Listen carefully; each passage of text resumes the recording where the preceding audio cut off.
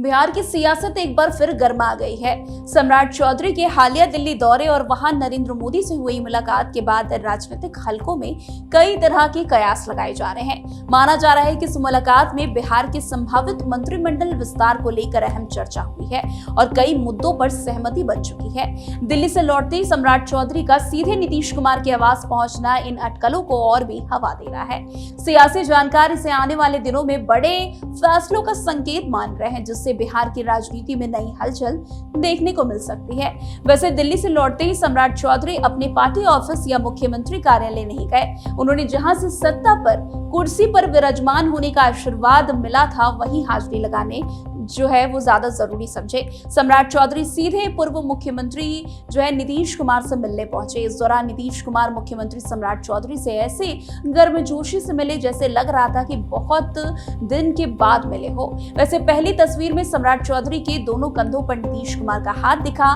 सम्राट चौधरी दोनों हाथ जोड़े हुए हैं, नीतीश कुमार मुस्कुरा रहे हैं। सम्राट चौधरी का चेहरा बिल्कुल शांत और निष्ठा वाले भाव में परिपूर्ण दिख रहा है। एक तस्वीर में नीतीश कुमार उनके हाथों को पकड़े हुए हैं, एक अन्य तस्वीर में उनके कंधे पर हाथ रखे हुए। इन तस्वीरों के आईने में आप बिहार के सियासी और पावर सेंटर की अहम कहानी देख सकते हैं। जानकार कहते हैं कि कुर्सी पर भरे सम्राट चौधरी विराजमान है, लेकिन सत्ता की असली चाबी और सुप्रीम नीतीश कुमार ही है। जानकार मानते हैं कि दिल्ली से आने के बाद अपनी पार्टी के नेताओं से सलाह मशवरा की जगह डायरेक्ट नीतीश कुमार से मिलना क्या कुछ दर्शाता है।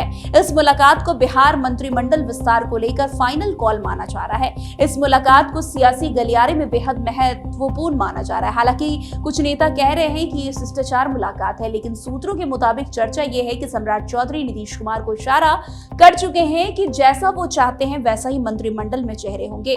वैसे दिल्ली से सम्राट चौधरी नितिन नवीन के आवास और आरएसएस के कार्यालय भी गए थे।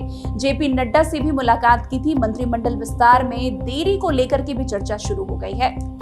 अभी तक कोई भी तारीख जो है वो फाइनल नहीं हो पाई है। अब बताया जा रहा है कि जैसे सम्राट के चेहरे पर भाव देखने को लग रहा है, जिस तरीके से नीतीश कुमार खुश है, उस लिहाज से तो बहुत जल्द विस्तार की घोषणा हो जाएगी। उधर चर्चा ये भी है कि बिहार में मंत्रिमंडल के नामों पर अंतिम मुहर जो है केंद्रीय गृह मंत्री अमित शाह ने सब कुछ जो है जिम्मेदारी अब नितिन नवीन के कंधे पर सौंप दी है। माना जा रहा है कि बीजेपी इन दिनों जो है कई अन्य राज्यों के चुनाव को लेकर व्यस्त है। अमित शाह बैठक के बाद नामों पर अमित शाह मुहर भी लगाते हुए नजर आ सकते हैं, अमित शाह और नितिन नवीन मिलकर। वैसे ये भी जानकारी सामने आ रही है कि इस बार सम्राट मंत्रिमंडल में जो है कई नए चेहरों को जगह दी जाएगी और कई पुराने चेहरे जो है बदले हुए भी नजर आएंगे।